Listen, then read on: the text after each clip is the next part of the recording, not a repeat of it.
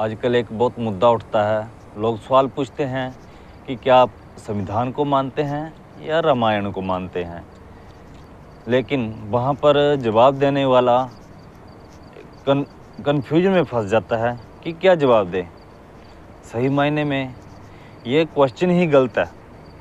अगर आप ध्यान दोगे तो जो रामायण है एक धार्मिक ग्रंथ है और जो संविधान है वो हमारे समाज को, हमारे देश को किस तरह से चलाना है, न्यायिक व्यवस्था के ऊपर एक किताब है।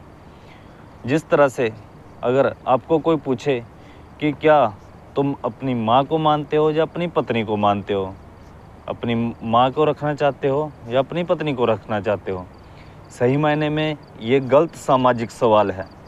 क्योंकि जो माँ है, माँ का प्यार और माँ की जगह पत्नी नहीं ले सकती, और जो पत्नी का प्यार है, पत्नी की जगह है, वो माँ नहीं ले सकती। इसलिए ये सवाल ही गलत है। उसी तरह से जो संविधान की जगह है वो रामायण नहीं ले सकती, जो रामायण की जगह है वो संविधान नहीं ले सकता। रामायण अपनी जगह पे है, संविधान अपनी जगह पे है। संविधान न्यायिक व्यवस्था पर लिखी हुई किताब है जो कि हमारे देश को, हमारे समाज को न्याय प्रदान करती है, उसको सुचारू ढंग से चलाती है।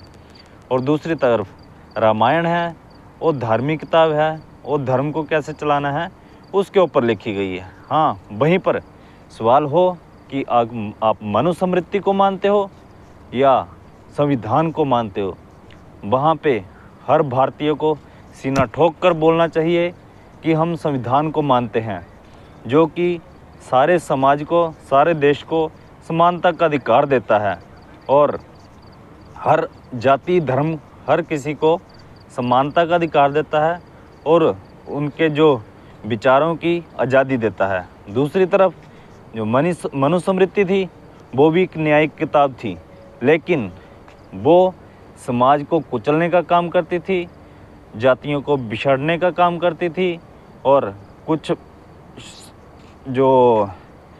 वर्गों के ऊपर अत्याचार करने का काम करती थी, कुछ जातियों के ऊपर अत्याचार का काम करती थी, जहाँ पे लोगों को, औरतों को सामाजिक समानता का अधिकार नहीं था, उनके अधिकारों का हनन करती थी।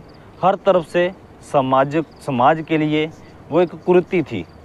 इसलिए हम सीना ठोक के कह सकते हैं कि मनुस्मृति जो है वो ना मानने लायक किताब थी और उसको मानना भी नहीं चाहिए।